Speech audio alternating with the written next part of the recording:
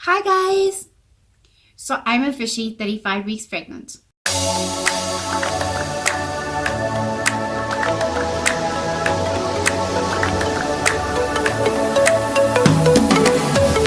Yes, 35 weeks and 6 days pregnant as I record this.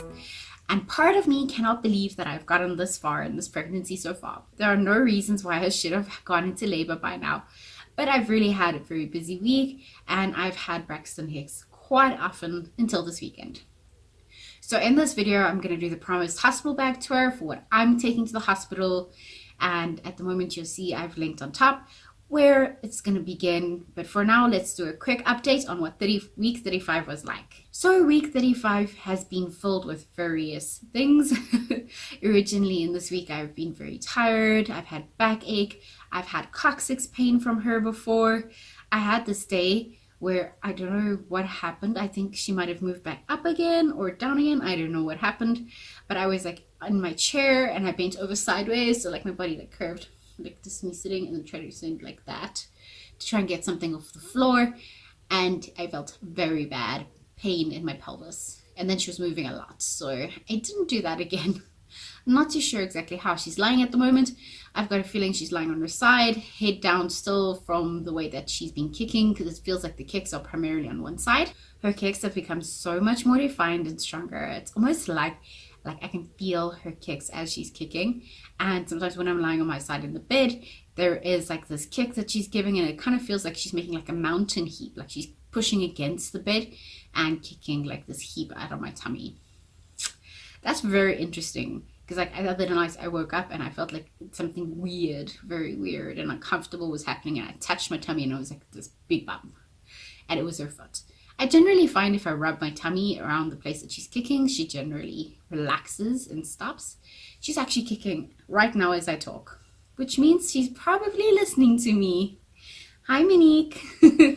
I've also had some problems sleeping this week, in the sense that when I get to sleep, like my hips get really sore, or I'm not too sure if you say it's my hips, but it's like the part where my legs join my body. That gets sore. So I find myself rolling from one side to the other side, and I can't sleep on my back, because when I sleep on my back, it's bad for her, and I personally feel like I'm suffocating at stages, depending on how flat I'm lying. So yes, sleep is something that evades me many times. But thank God this weekend we've been looking after family's house and my sister's dog, and it really has been a very big blessing. Even though we didn't want to do it really, it really has been a blessing, because we got to just lie at home and rest. I also started feeling a bit sick this week, like primarily a congestion. It's currently winter here in South Africa, and there's a lot of things going around. And this weekend's just resting and lying around has really, really helped me. The Braxton Hicks contractions have been intense this week, but I have figured out that it's very much linked to stress.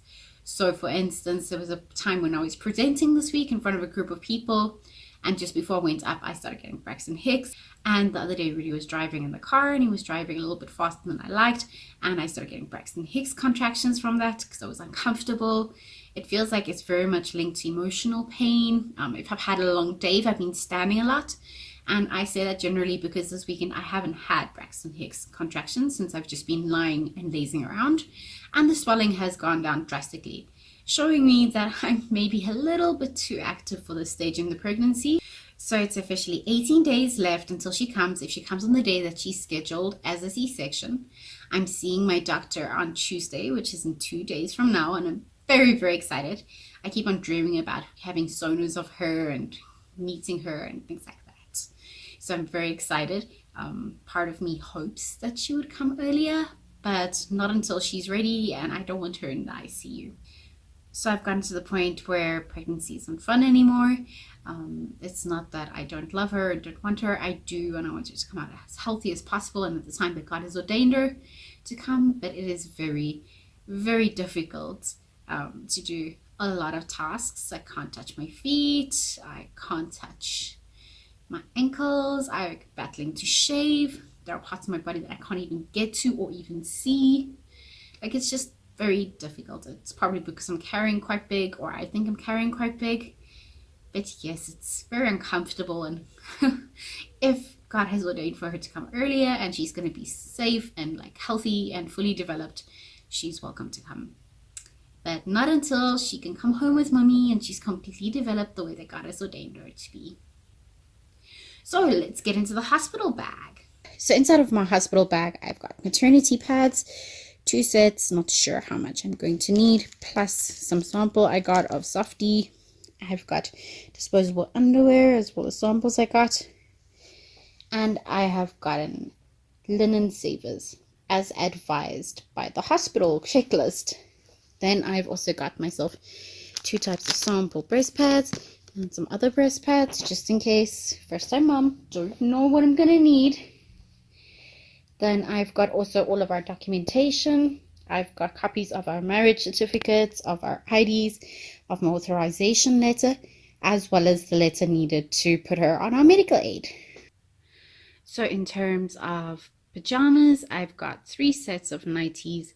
All of them are button-up nighties, and they're quite warm, but they're not like super thick. I've also got winter pajama pants, as well as lots of footwear. So I've got like these 2 slippers. These are like slip-on with like non-slip stuff. The bottom, like just maybe when I'm lying in bed or something like that. And these are for in the hospital ward in theater. So I was advised that you get really cold in cesarean sections because the theater is really cold. So I got these thick socks. They've got like sheep's wool inside, and they're kind of cute, and they match my gown. So I got a nice gown with some glitter on. It's brand new. Yes, I know people don't say always take brand new stuff, but I wanted something to feel special. Then I've got a few pairs of socks just in case my feet are getting cold. And then I've got 3 feeding bras. I've got both the normal type as well as the sports bra kind of type. And then I've got granny panties, like seriously granny panties, those ones that you use in order to put your tummy back in again. Then I was also advised to take some kind of chips or snacks for after you've been in theater, because you obviously fast before then. So I've got myself a big bag of knickknacks. I've got a makeup bag with just basic makeup, a toiletry bag including all the medicine that I'm on, like chronic medicine, as well as enough of the prenatal vitamins that I'm currently drinking for while I'm in there, and also contact lens juices and extra contact lenses. Do not want to be missing out on anything. Then, because it's winter, I will be taking along a hairdryer, a brush, and a 2-point plug. These things are always going missing, so it's best to have one and, you know, not to expect them to have it. So on the day I'll be adding my charger because I'm currently using that, and then also asking Rudy to bring back like some kind of leggings and a jersey like I'm currently wearing, something like that for a going home outfit. So this is what my stomach looks like from the side, from the front, and from the other side. So remember, ladies, if you're on the journey with us, let me know how far along pregnant are you. Have you packed your hospital bag? When did you pack it? And are there any tips, things that you would say are still necessary in a bag like this? Remember, I'm going for cesarean and it is winter. Until next time, bye!